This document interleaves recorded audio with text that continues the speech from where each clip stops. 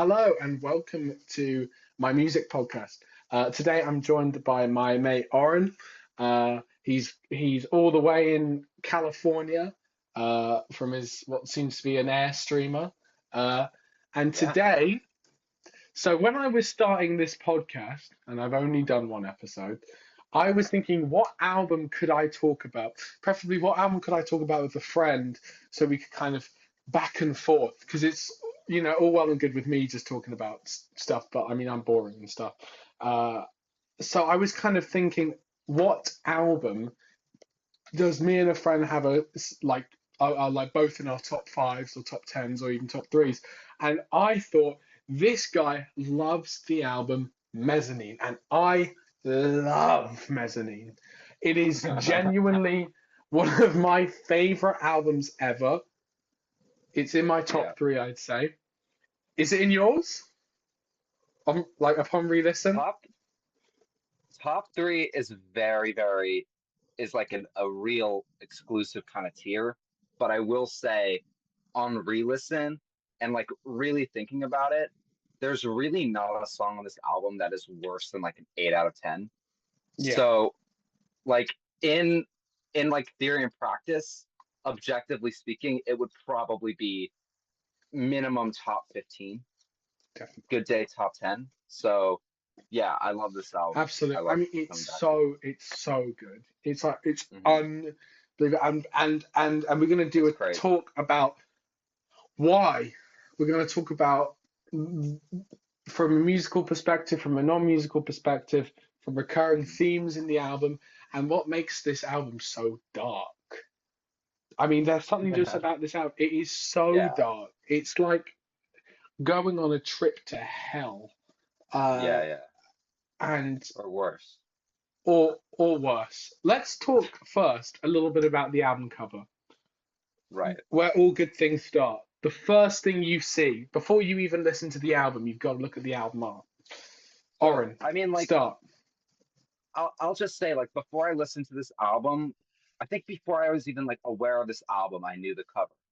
Like, this was I I had a weird experience where my dad collects albums, and I thought he had this album just because I was like, I'm sure I saw like seen it around my house somewhere, but he didn't. So I think that's just a testament to just how like iconic this cover is. It's Mm. I mean, there's so much to talk about it. So it's like a picture of this beetle, this kind of pitch black beetle that was taken at the Natural History Museum. And it's a weird one because it is very aggressively black and white.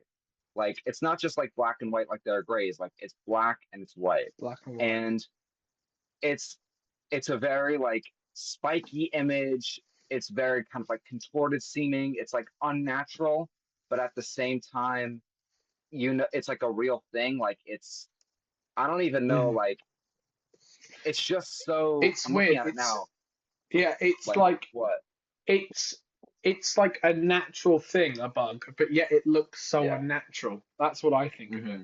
Like, what I think about when I see it is like a black and white version of like the elevator scene in The Shining, where instead of blood, it's just this like Hmm. black milk that pours out of the elevator, um, and it's just like the monochrome. It's like it's a juxtaposition of the album because like there's just so much to it, whilst the cover is just so black and white. Totally.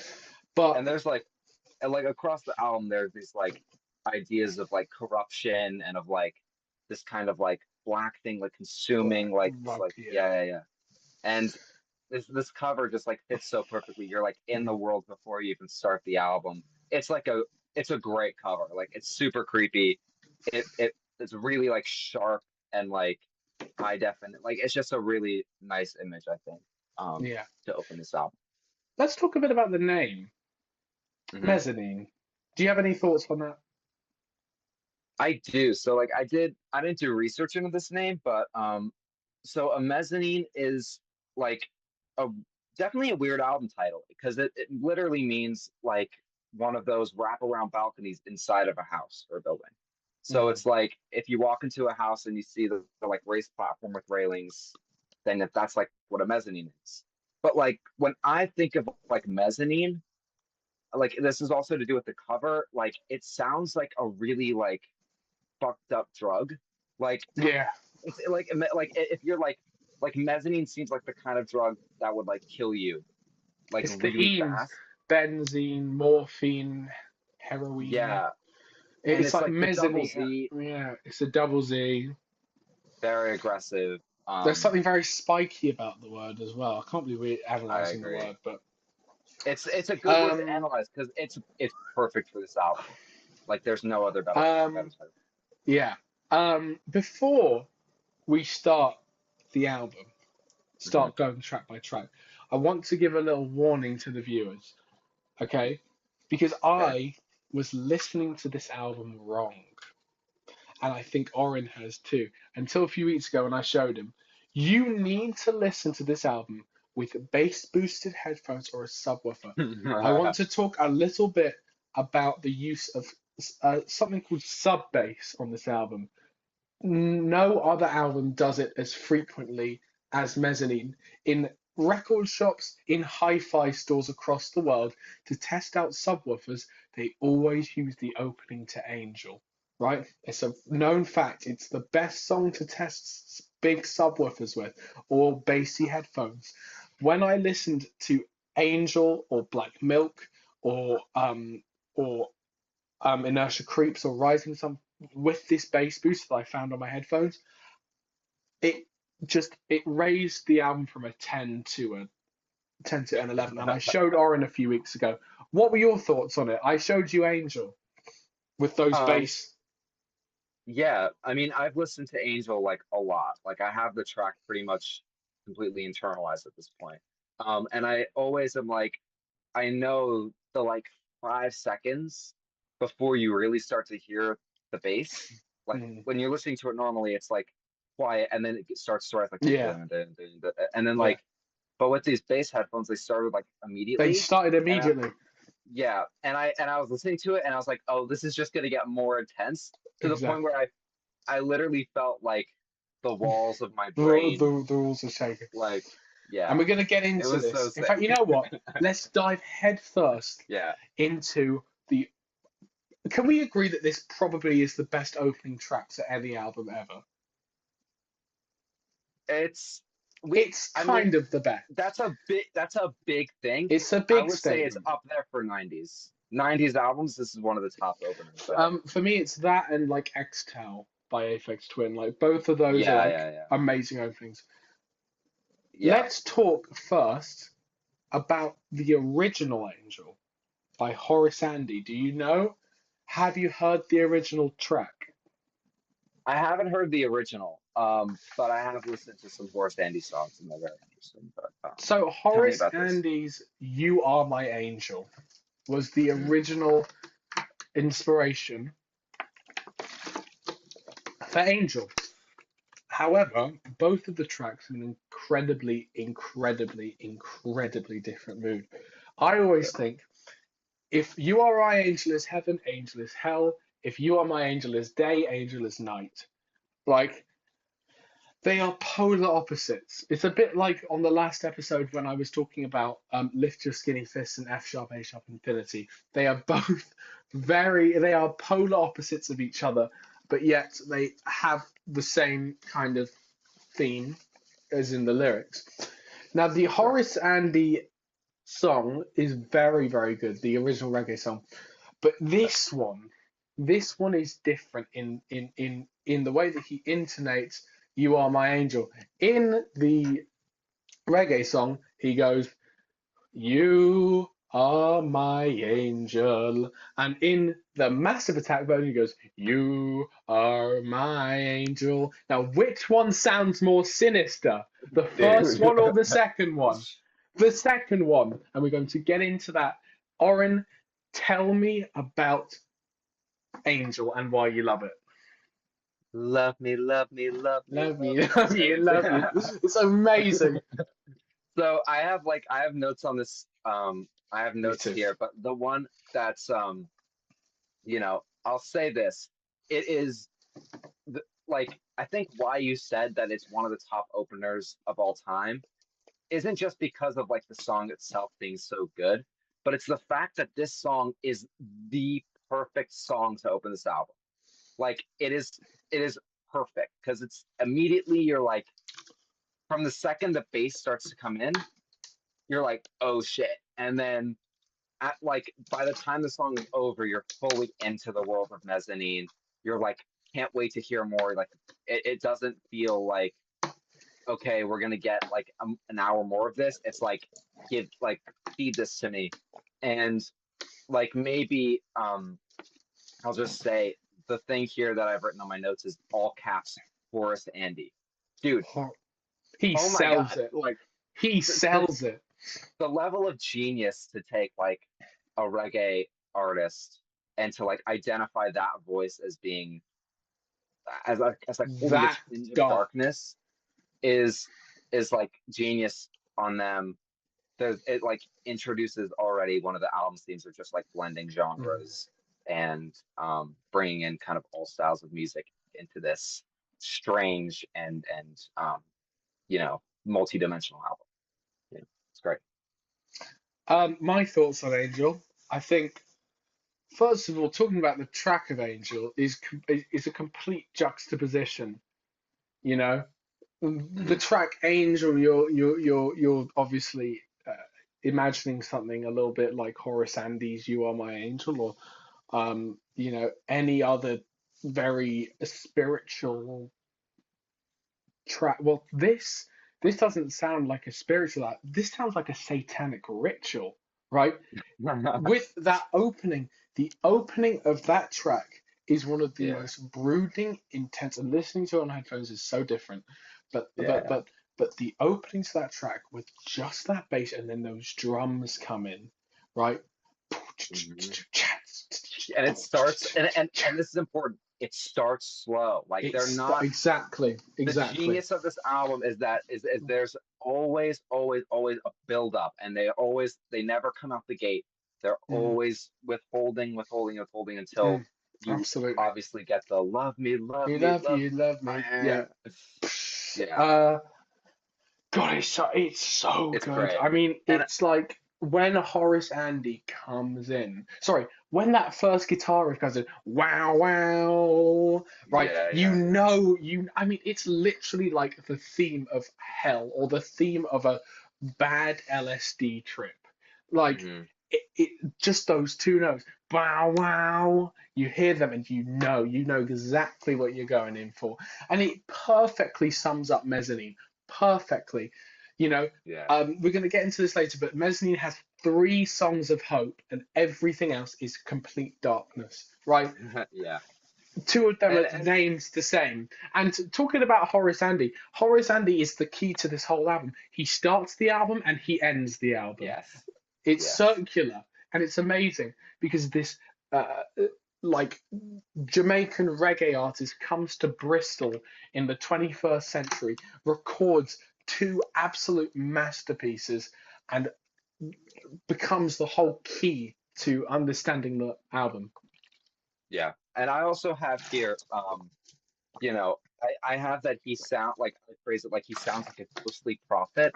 Like Yes, the lyrics on this like song, her eyes, she's on the dark side, neutralize every man in sight. Like it's I mean, so again, good. corruption, darkness, like and for a song called Angel, um, yeah, we're Mm, probably gonna talk about this more, but it is quite yeah. Lynchian. Um, Yes. Oh, and yes. it's I want yeah. to read you the lyrics to the original. Okay, yeah, go for it. The original Horace Andy song. You are my angel, sent from heaven above. Help, I'm falling Hmm. down, and I could love you, girl, to the end of times. Your eyes are like a cat in the dark to hypnotize Hmm. every man with love. But I'm gonna watch you, girl, anywhere you go, because I love you and I don't want to lose you.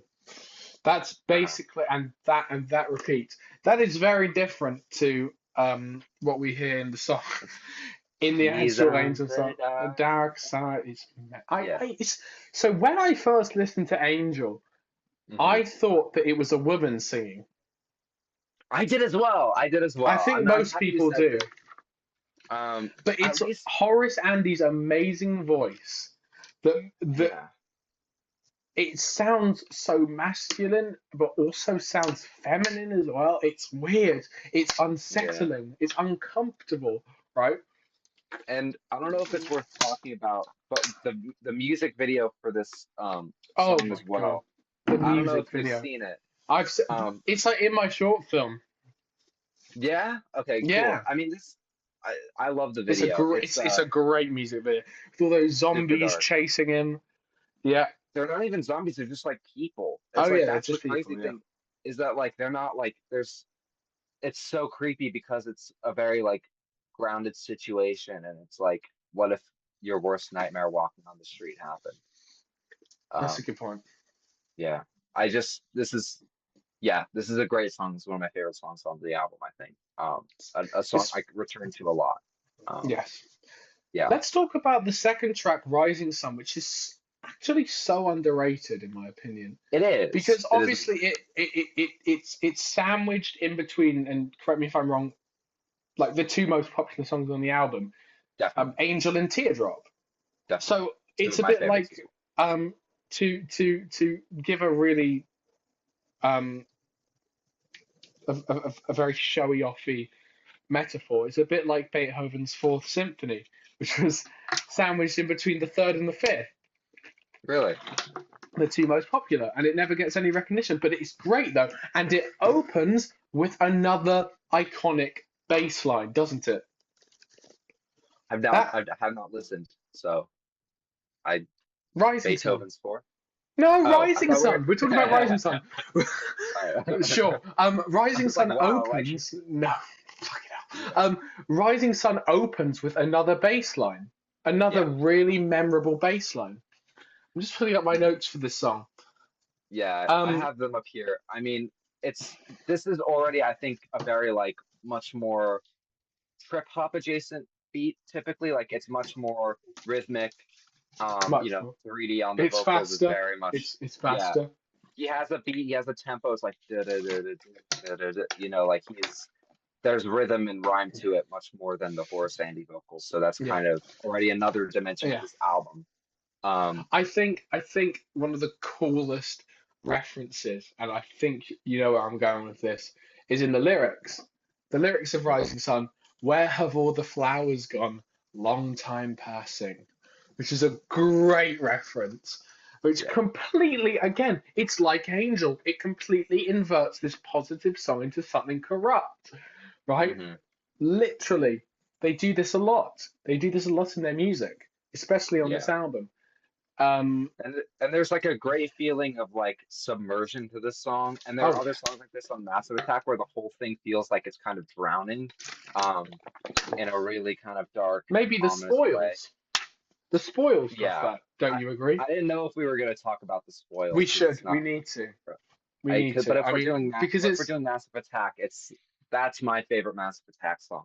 it's one of Um, mine. It's one of mine too. yeah, yeah, very special. Um, but let's talk about what I'm just going to give my very brief analysis on the song. Mhm. Imagine Massive Attack does something which I like to call de-instrumentation. De-instrumentation is when you take like a guitar or you take a bass and your main goal is to make it sound as least like the instrument as possible. In Yeah, Rising Sun, there are guitars, there are basses, there are drums, there are synthesizers, but for some reason they just don't sound like it at all. They sound like something completely different. That gives a very unsettling feeling, right? You don't know yeah. what you're listening to, especially, and I'm thinking of that bit with you know when they go dream on, and it's Dude, that yeah, yeah. massive reverberating, Dream and then it on. goes into a synthesizer.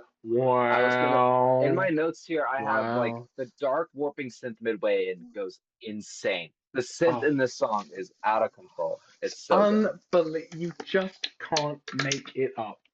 Totally. It's like it's one of my favorite moments of the album is the dream on bit because you obviously you hear them go dream on, and then the synth seamlessly takes over. Wow. And then it goes Again, very straight back occult. into it. Okay, Yeah. now let's talk. And I know you're. I'm going to let you take the stage for this one. Oren, tell me about Teardrop. Okay. Teardrop is maybe not the best song on this album. It's probably the most overplayed song on this album, and I would say the most popular. Um, No, it is. However, it is so brilliant and so unbelievable. I love this song so much. I have a lot on this song. Okay. Um, my thing about this song and why I think I love returning to it is that it really does get you from the jump. Like the second, if you've heard it before, you would have loved it. And then when you're returning to it, the second you hear that percussion, you're like, here we go. Like For it's just me, off. for me, it's when you hear that piano. Bow, Yeah. bow, Dun, dun, dun. Yeah. bow. Um, Yeah. yeah. I mean, the guitar feels like it's kind of luring you in. The Hmm. piano, it has this kind of very like it's so minimal and yet it feels very like epic That's when exactly what I wanted to talk about. exactly. And you can probably talk about that I way will. better than I can. But I want to save a section for Elizabeth Fraser on this album. Oh, Um, because to me yeah. she is the star of We this album. need to know. We need an absolute whole section. I'm in complete Yeah. agreement. We'll probably get it when we get to Black Milk because Okay. that Okay. that will have our Elizabeth. But do you want to talk a bit about the Jeff Buckley kind of story Yes. that ties I to have this song? I have two facts for this song. Fact Go number on. one, this is one I'm crazy about. So, Elizabeth Fraser heard while she was writing and developing this song and the lyrics that her former boyfriend, Jeff Buckley, had passed away. Now, obviously, this was very, very sudden. Jeff Buckley is one of my favorite artists of all time. If you have me on the Jeff Buckley pod, I would love to do Grace. Let's do Grace. Um, but he he obviously passed away very suddenly in a drowning incident. And he went missing for 2 days, and then they found his body later. And this all was happening while she was writing the song. And I have a quote here. This is a quote from Elizabeth Fraser. That was so weird. I got letters out and I was thinking about him. That song's kind of about him. That's how it feels to me. So I Wow. think you can listen to of these lyrics in a very specific way. Love is a verb. Love is a That was healing word. doing well. Uh, during word, sorry. But it's just, I think it's very poignant. And if you're a Jeff Buckley fan, you probably would love this song. Also, fun fact number two, do you know about the Madonna backstory? No. Okay, this is really crazy. This is I think one of the great what ifs of the 90s music. So, I'm not up on this collaboration, but Massive Attack had worked with Madonna before on, I think, a remix of a song. Um, and this was, I mean, what year did Mezzanine come out? Can you remind me? 2001. Pretty 2000, sure. I Is it think it says, 2001? okay, Like, or 1998. the not? It Oh, was, it is nine. Fuck. okay. Close It was enough. recorded in, sorry, it was recorded in 97. So if we think Thought it about was. the context, Madonna's kind of coming off a real run here. Yes. She's extremely famous right now and is kind of having the second wave of her career. Um, Again, I'd love to do a Madonna episode, but they basically they sent this song to her and she loved it. Madonna really loved um, Teardrop and was like, I want to record vocals for it. I want to write lyrics for the song. Let's make this collaboration happen. And basically, Andrew Bowles was the one who was like, let's get Madonna on this album. If Madonna comes on this album, we'll have like double, triple the success. It's going to be amazing. Like, she'll do a good job. And he lost in a 2-1 vote. And they sent this song to Elizabeth Fraser instead because they said, we think Fraser's just better for it. Her work with the Cocteau Twins, she has a very kind of eerie voice that's also very angelic. So, in another world, this could be a Madonna song, which is crazy to think about. And would like to hear that song, but I'm very happy with the way it turned out. So, One yeah, minute. yeah. Um, for me, Teardrop is an unbelievable song, an unbelievable meaning. Thank you for Mhm. explaining. Um, For me, Teardrop is all about why it's so simple, but yet it sounds so big, right? Mm. The reason why this is, and it's, you might not hear it on first try, but the fact is that is that Teardrop really only has two primary melodic instruments, that being the guitar and the piano, right? Yeah. Those are two instruments. Those are the same amount of instruments that Nick Drake used on Pink Moon, right? Bear in mind, we only have 9 minutes on this left. Yeah, We'll that's do another fine. one after. But why? Why is there a difference between, say, Pink Moon and Teardrop? It uses the exact same instruments, and the reason why is because of the beauty of recording music at a distance, right? This using reverb, using microphone techniques, spacing it out, right, can do so much more to a song than people let on. Because in Teardrop, it sounds like there are hundreds of layers of things. And the truth is what's giving it that sound is two things. The fact that the piano is incredibly reverberated, Mm. and the fact that the guitar is recorded at a distance and is kind of in the background there and panned a little bit. It does a bit of panning. And the thing is there still is a sub bass line and there still is electronic drums, right? Yeah. But yet it feels a little bit kind of folky, like it kind of gives off that vibe a little bit. I don't know if you agree. And Yeah. for me, and I promise we're going to do a section on Elizabeth Fraser, just one of the best guest performances in any song ever, barring Agreed. Black Milk. Agreed. Right? Agreed. This is the She shit. is Her work so on this good in album, that. uh, Mhm. dude. Her work on the song is amazing, dude. When she goes like, "We're stumbling in the The dark," and then like dark. Oh, they remove everything except for the percussion, and oh, then it builds, and they build it up again. It's and then they just, build it up. It's it's just, this unbelievable. is such a wonderfully produced It's song. unbelievable. It's This absolutely is a real unbelievable. high point. It's a high So point we've on got the album. 7 minutes left. Let's talk about the next track, and then we'll do a new meeting. Let's Okay, talk about the good. next track, which is Inertia Creeps. Yeah, Let's. I'm going to be honest. I haven't done a lot of research for Inertia Creeps. yeah. I don't have a Um, lot. I don't have as much as the song. I think it's the one that goes. I'm a little bit curious of yourself in Yeah. crowded scenes. I think. I So think. I think that's that. for my notes, I Um, have, this is a very like kind of deserty song. It oh no, feels it's like, not. It's not that one. Uh, um, oh, it's Inertia Creeps moving up slowly. Okay, yeah, yes. yeah. This This isn't one of my again. favorites on the album, but Yeah, it's no, still it's not. great. It's still great. I Yeah, think that it's merely there to drop you back into hell, right? Because you've just been on a high point with Teardrop, and you're about to go yeah, on to another high point, which we're going to talk about. yeah. We But will. we go The all highest the way point. back down. Yes, but we go all the way back down into Inertia Creeps, which is really just to remind you what the album is about. Um, Yeah. And this one, it doesn't feature, correct me if I'm wrong, but it doesn't feature any guest performances. I no, think it's just 3D on it. no, Um, I, yeah, I mean, I love the guitar. Um, it's, I think it is probably one of, like, objectively one of the better produced songs on the album. I think the production and like the kind of multi instruments and the use of it I think is that the super production on this versatile. album is probably my favorite produced album ever. I think every production on It's this good. album And is a 10. Is yeah, literally a 10. it's a It 10. It's sounds unbelievable.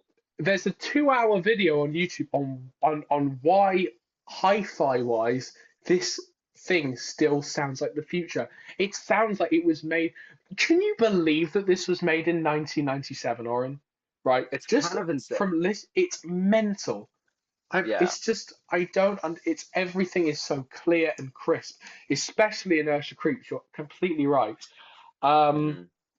Now we have 5 minutes left. I want to talk about exchange. I Yeah, want we to can talk do about the exchange first fairly exchange. quickly. Yes. Yeah. But Exchange is definitely. So I think Exchange is sampled, is it not? Is Um, Exchange a sample or is it I'm live? sure it is. I, Because this nothing is, on this thing is really sampled. It's just kind of inspired. yeah, this Um, is definitely an outlier on the album, and yeah. that's not a bad thing. It's Um, the only instrumental on the album, that's why. yes, and it's also like when I was going back through this album, I had a very pleasant experience listening to this song. Yeah. It's not exactly happy, but hmm it is much more kind of soulful and groovy. Um, It you're is kind of like, yeah. you know, It is you sampled, by can, the way. It is yeah. sampled. All right, cool. I want to talk about there is one metaphor that comes to mind for exchange. Hmm. Exchange, and you can laugh.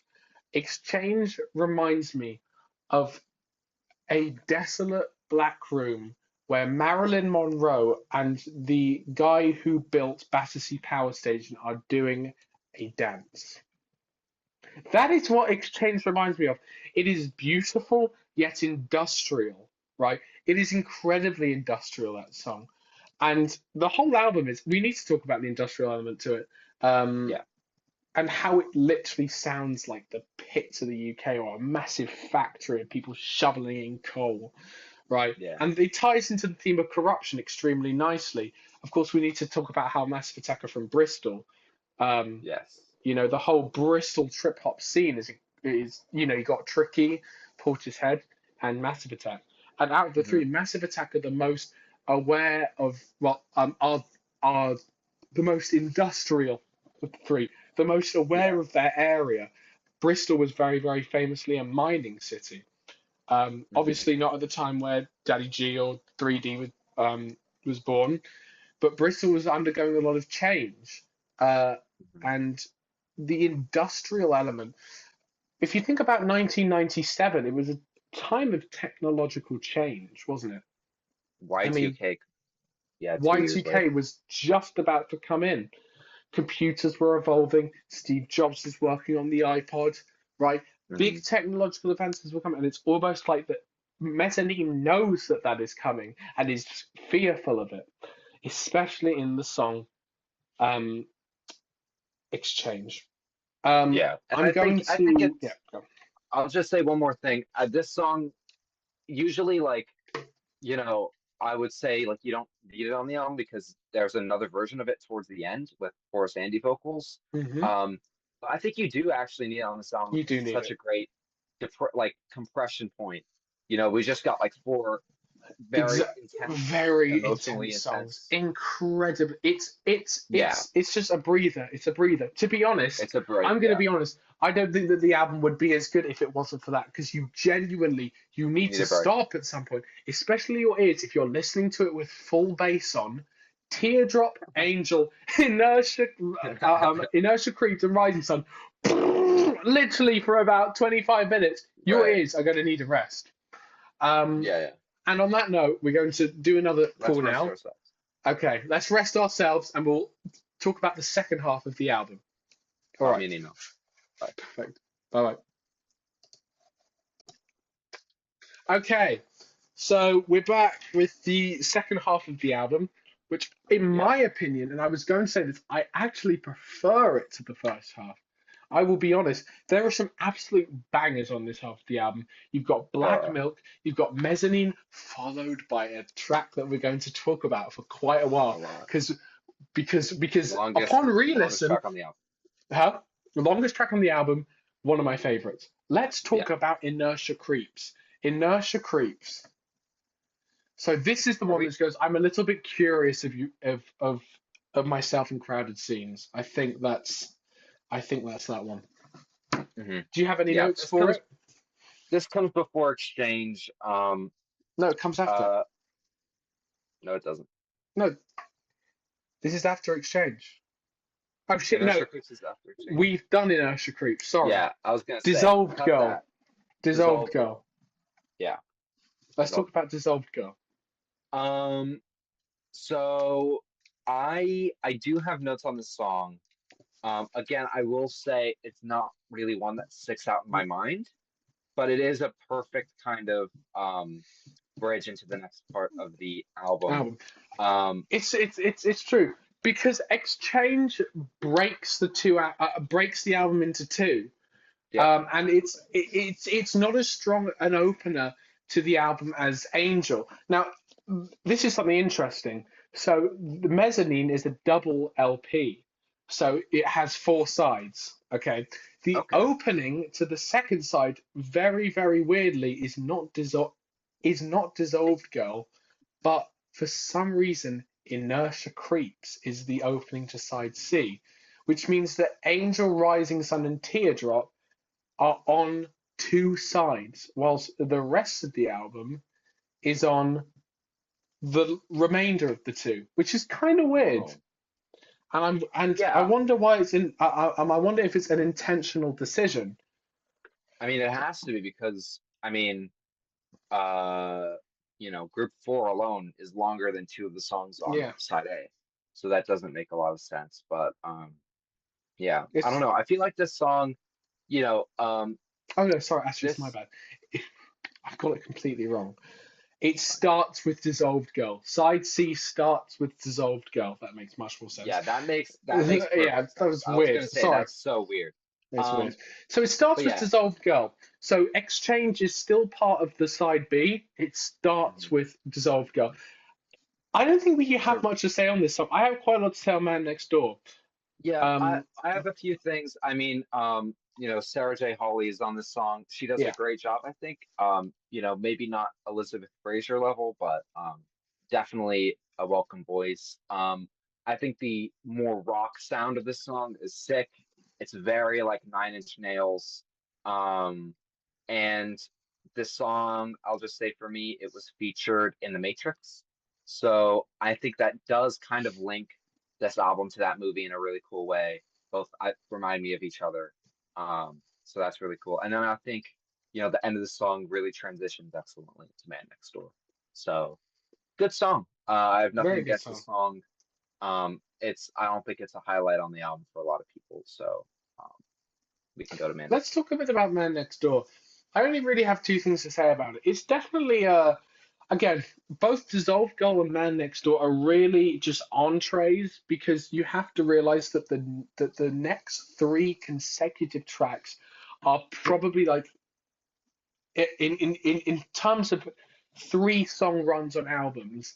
In my opinion, Massive Mezzanine takes both first and like second place, with Angel, Rising Okay. Sun, and Teardrop and Black Milk, Mezzanine, and Group 4.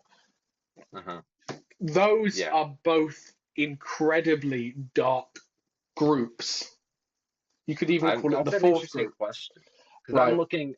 I'm deep in the Reddit threads right now, and I'm looking at best three song runs on albums, and there are some really good ones, but this one is really good, like Give me some really good. contenders. So some of the most upvoted ones are Good Kid, Mad City. You have Mad City to Swimming Pools to Sing About Me. Now, Swimming Pools.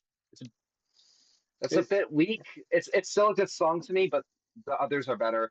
Paul in 1945, Communist Daughter, and Oh Come Leon, Nichiro Hotel sing to me specifically. I love that album. And then people say Everything in Its Right Place, Kid A to National Anthem. no, That's a no, good that's one. definitely. And people say MJ. You Yeah, have Want to Be Sorry to Something, I'm guessing. Thriller, Yeah, and Beat It yeah, is I'm guessing that as pretty well. good. It is pretty good, Um, but yeah, I don't know. I prefer Mezzanine. I prefer this is a crazy good song. Black Milk Mezzanine Group 4. That's such an Ooh. amazing triple run. Reckoner, House of Cards, Jigsaw. Oh, that's That's big. pretty good. That's And pretty then big. one for you, I Want Wind to Blow, The Glow Part 2 to the Moon. God, People that's like cite my really third good. place. Yeah, that's big. Okay. Anyway, so Man Next Door is based on a sample, a very famous sample, Led Zeppelin. Hmm. When the Levee Breaks, the most popular drum groove apart from the Amen break that's used in songs. I use it a lot in mine.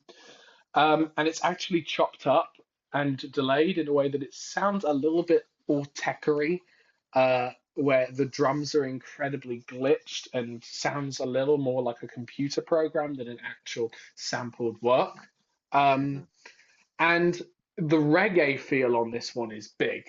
So Yeah. the guest on Man Next Door is Or Sandy. yes, it is Horace Andy, correct. Which is why you have that kind of dub feel, reggae dub Mhm. feel. Um, there's really not much else to say about the song. It's just like a really cool, like it's something that Cool song. like I would expect on a track like something from Blue Lines maybe. Um, Yeah, it's the guitar is very kind of a lot brighter and mhm, it works really well. I think in the song's very kind of 90s. This is probably the most distinctly 90s mhm. track in it. Like I'm like, okay, the rest of this sounds very futuristic. This kind of doesn't sound dated, but it's definitely like you listen to it and you're like, this definitely sounds like a 90s song. Okay, Um, yeah. next track. This is where you can really take the reins here because I love this So song, but you love this song. in my opinion, Black Milk is the best song on the album by quite a stretch for me. Um, I love this album. It's a 10 out of 10 album, an 11 out of 10 album. But from but just in my experience, Black Milk is kind of on like another kind of transcendental level. Um, this song has a beat drop in the first 10 seconds of the song. Someone's running himself a shower. um, uh, it Go on mute, starts JP. It starts with three repeating notes on a piano. Bum bum bum. You can barely hear it. You Dun, can barely dun. dun bum bum bum bum bum bum. You can barely hear it. It's very very very very back in the mix, and then and then just without it, the sub bass comes in. Boom boom boom boom boom. Bo bo bo bo bo bo bo bo bo bo. It's sinister. It's like having your head above water and then submerging yourself under it. Totally. That's what mezzanine is. Mezzanine, when you listen to other music after mezzanine, it just doesn't sound the same because for some reason the use of, and I'm telling you, it's partially the use of sub bass, is just the fact that it sounds so thick and like genuine. It's like running in treacle. Like it's Hmm. it's it's like there's no other way to just. It's just it goes industrial sound. Now, Oren, let's talk a bit about Elizabeth Fraser because she Yeah. appears for the second and last time on this song. I think. No. Yes. No. Um, She's on group. Group four. Yes, she is on group four. She is on group four. You're right. Da, da. But We can smaller, talk about it. smaller performance there. Let's talk about Elizabeth Fraser in this album. Yeah. She is I think her and Horace Andy are the star. I mean, I can't pick between Horace and Lizzie, but right. I can. But really, do you think I that mean, Elizabeth? okay, so they're both on three tracks, right? They're each on three tracks. It's clear that like the yin and yang. But for me, when I think about the really great moments on this album, I think what Elizabeth Fraser brings to it, Yes. she has this kind of elegance, but also like Very withdrawn, creepy, but also like very, very liminal, creepy voice, especially totally. in Group Four that we'll talk about. I think that the riff that she does, and we're gonna hold. Okay, I know that you want to talk about, it, and we will. I promise. Oh, yeah, Um, we've got to hold.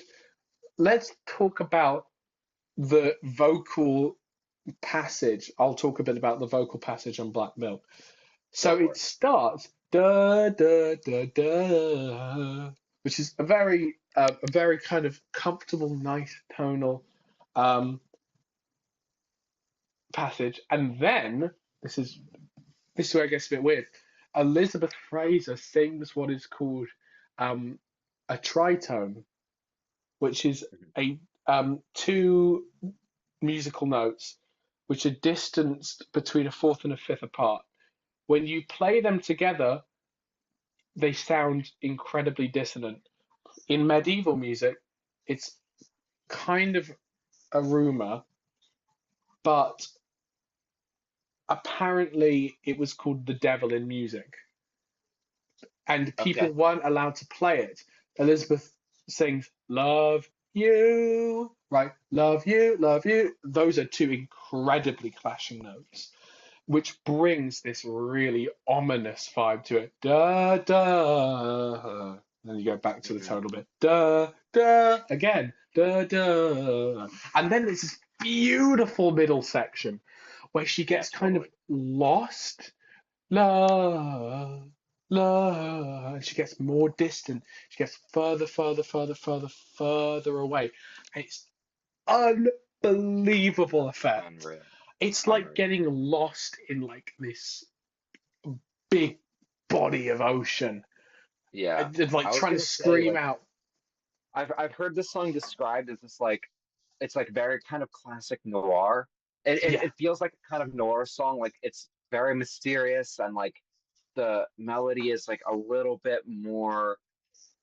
There's definitely like ominousness to it for sure, but it's even a little bit more like inquisitive of a melody, if we can say.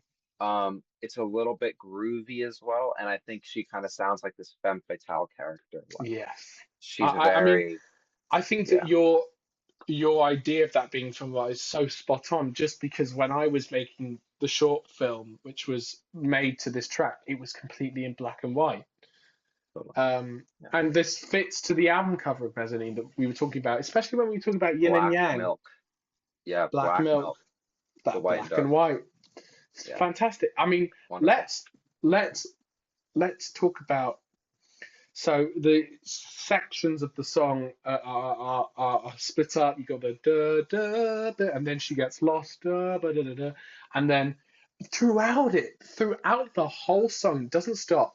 There's this bass riff, boom, boom, boom.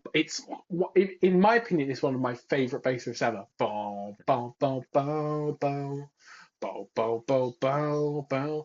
And then Yeah, I don't know if it's Daddy G or 3D, but they do these really, really cool DJ tricks. Just yeah. implementing the trip hop element into it, which is really, really cool. And then Hmm. it fades out with that big bass. Boom. That's Love the it. end of Black Milk, which is my favorite song. That's Mezzanine, wonderful. the title track. Um, Obviously, you would think that I mean, I still think that Mezzanine is like a 9 out of 10 song, maybe an 8 out of 10 song. Of course, it's no Angel, it's no Teardrop, but as the title track of the album, you would expect for it to be the longest or the most, production wise, the most expensive or the most guest features on it, but it isn't, is it? Mhm. No, it's a bit of a kind of a hidden song in the track list, Mm. is how I think about it. 'Cause it's And sitting this with is the one where Serene. I was talking about. I'm a little curious of you in crowded scenes and how serene your friends and fiends. Go on. Yeah, you know, it feels a little bit secret and hidden within the track list. Um, I like how the instrumental kind of shifts, where it's like some instruments kind of come in and come out, and things kind of constantly change throughout the song. And then I love the kind of guitar in it. I Mm. think Massive Attack really employ the guitar really well throughout this whole album. And I This think that the best example of it is on the next track, but let's save that. Yeah, but you know, that's pretty much what I had to say about this title track. It's not one I that I go back to a lot. I I actually go back to it a lot. Okay. A lot, a lot, mostly because it like I go back to Black Milk like every day and it like precedes it, but like I still Sure. love it. It starts with like a bum again, another tritone riff, bum bum bum bum bum bum. But like the first is tritones. The first chord is made of two tritones, and it's again extremely unsettling. And I think that the drums in this song are crazy. Right. And then we get almost kind of spoken word vocals from 3D. I'm a little curious of yourself in crowded scenes. It's not singing, it's not rapping, it's just and it's not speaking. It's just a weird kind of space between, and then you hear, I think it's Daddy G doing it. Um, you had a heart made of stone, right? You just like, because like 3D has a kind of high voice.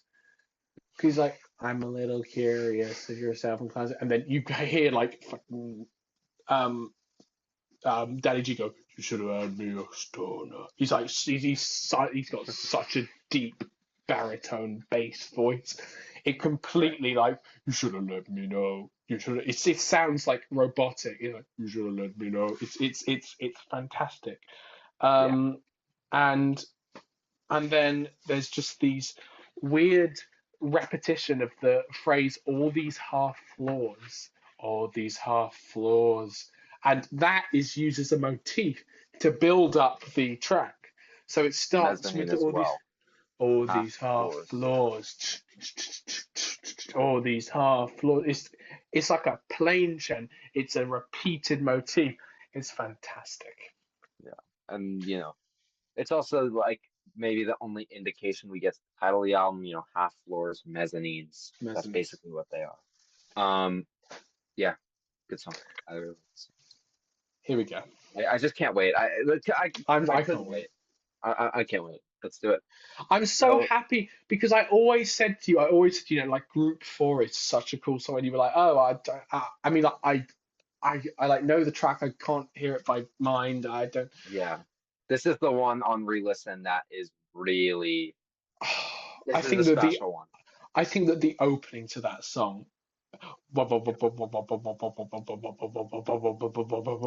that is so cool. It's really It's good. like whoa, I mean, whoa, whoa, whoa, whoa, whoa, whoa. Yeah, so cool. there are some extended songs on this album. A lot of them run 5 minutes or 6 minutes. This is an 8 minute song. This is by far the longest song on the album.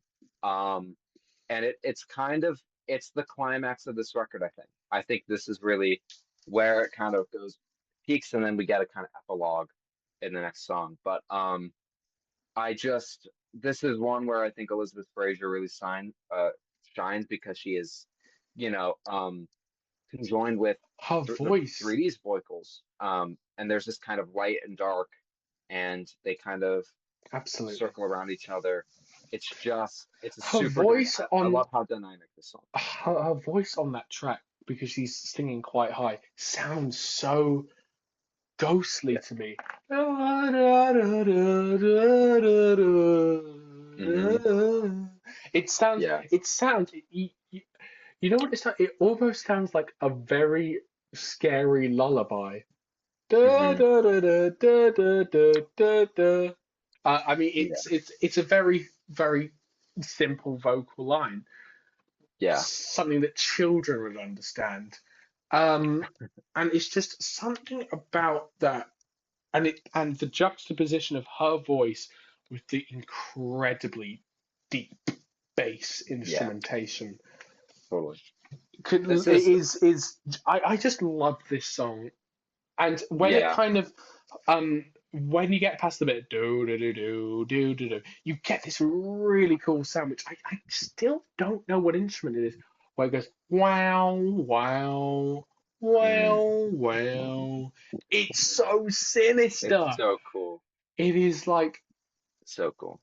it's so dark, and then you go, "A fly's gonna drink us home for tea." It's like Yeah. you're like, I think that's around it does. And the drums on that is crazy. Yeah. I think that the It also. drums on this entire album is like genuinely needs to be studied. It's like just extremely smart use of like percussion instruments throughout, like whether it's building a beat or kind of exploding into a more like rock sound. It's all just really well used. And I love how this song gets really. It's I mean it starts off trippy and weird, but it just gets weird. It just gets more like surreal and otherworldly as it goes on, and then you just get this like string like builds up and then it kind of switches in the back half and it kind of feels like you're kind of That crossing these ending. worlds and dimensions of music all in like one 8 minute song. I don't So dark. no one talks about the kind of outro to that song where like It's you where it genuinely, yeah. slows, right? It slows. No, It's well, so good. no, I'm more talking about the guitar in that song. Like Yeah. this is the first time where I like this is what makes it sound so unbelievable. That is the only time in the album where I point to something and say that is definitely a guitar. That's what's so Right. genius. It's de-instrumentation. You don't know what instrument is playing, and it's great Hmm. because it's at the end of the song, at the end of the album, when you realize, ah, now I finally understand. That's a guitar. That's an instrument I recognize. And how clever is that? Because Right. exchange, the bracketed exchange, is a little like an epilogue, right? It's a little like Mhm. an epilogue. Um, and we'll talk about that in a second. Do you have any more things to say about Group 4? No, I just think this is probably objectively the best song on the album. Um, Of course. I love, I just love how just versatile it is within itself. And I think Yeah. it just really does everything this album does in 8 minutes and more. Yeah. I love it. And now let's talk about the closer. Some people Mhm. say it's disappointing. Some people say it's. However, I don't think that at all. I really like the ending. It's like you've finally gone out of this trip to hell with Group 4 being the climax of it, and you're finally seeing the light a little bit. It's Yeah. like you go back to a theme that you've heard before in the break between the song, where you kind of go up a little bit and go all the way back down into Black Milk and Dissolved Girl, and you come back up. You come back up into the light. You hear Hmm. the sample again, which is an Isaac Hayes sample, and now you have the addition of Horace Andy, who Yeah. closes the album. There's something Totally. I very mean, circular about that closing, and I love it. I genuinely think they couldn't have ended it any better, in my for opinion. sure.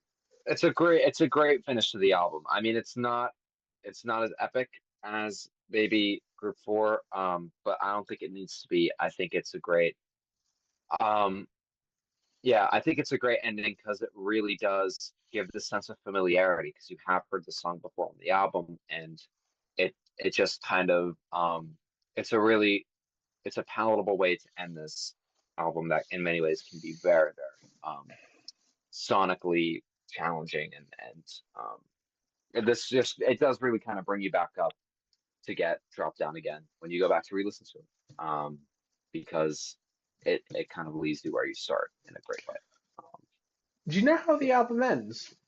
I know how the album ends. like The memorized in album, my head. yeah, It ends with yeah, I have this as well noted down. um it ends with the the crackling and the kind of 30 sounds seconds of record static. yeah, It's it's almost like that we're going again. It's almost like it's again why it's circular. As soon as the album ends, the needle is dropped, and we start with Angel again, and it goes right. around. Hmm. And there's like I don't know if we've mentioned this, but there's like very like small audio like choices to make it sound like a vinyl album. Like the beginning of Teardrop kind of has this out record crackle to it. Yeah, Um, yeah, yeah, it goes like, and you have a bit of it before the guitar comes in, but it's just and you also um, hear it quite a lot on Group 4. yeah, and it's like on one hand, it is it's reminds you that that they want this to be played on a vinyl, which I fully understand. But on the other hand, they'll never let you forget that this music is like very handmade and very much built rather than just generated. It's a really what I love about this album in part is because it feels very human, even though it is um, also very kind of futuristic and industrial. Absolutely, absolutely. Closing thoughts. Yeah, um, Mezzanine is a masterpiece. It it is. sounds like nothing when people say what are albums like Mezzanine, I can't recommend any albums that are like Mezzanine. It is truly one of a kind, and I like Oren. Try and name an album like Mezzanine. You just can't. I I don't know, man. I mean, there are dark albums. You can go probably to Blue Lines if you want more Massive Attack. That's a great album as well, but that's so different. And I can't name other albums like this. And the great thing about this album is that, like I have noted here, the last thing I've noted down is its total musical world building. It's a Absolutely, full, it's a full audio. It's like Escape is complete and utterly like masterfully woven musical experience. This album really does strive in that field in an incredible way. absolutely. Yeah, Well, thank you so much, Oren, for coming on. it's a Um, pleasure. we'll definitely do this again. We'll think of another album to do it on. If you enjoyed the video, please hit the like and subscribe button. Please subscribe to our film podcast as well. Oh Oh no, no, which I the will Nolan, put in the link in the description. the Go on, Nolan Oren. Podyssey, the Nolan Podyssey is coming soon. Yes. It's coming soon. Stay in line. So I'm head of this one. Oren's head of the Ono pod. So he can do whatever he I might wants. upload a But video essay or two. absolutely. I All think right. people want to see that. I think people do. Keep on dreaming. All right. Thank you guys. See you. All right. Bye. Bye bye.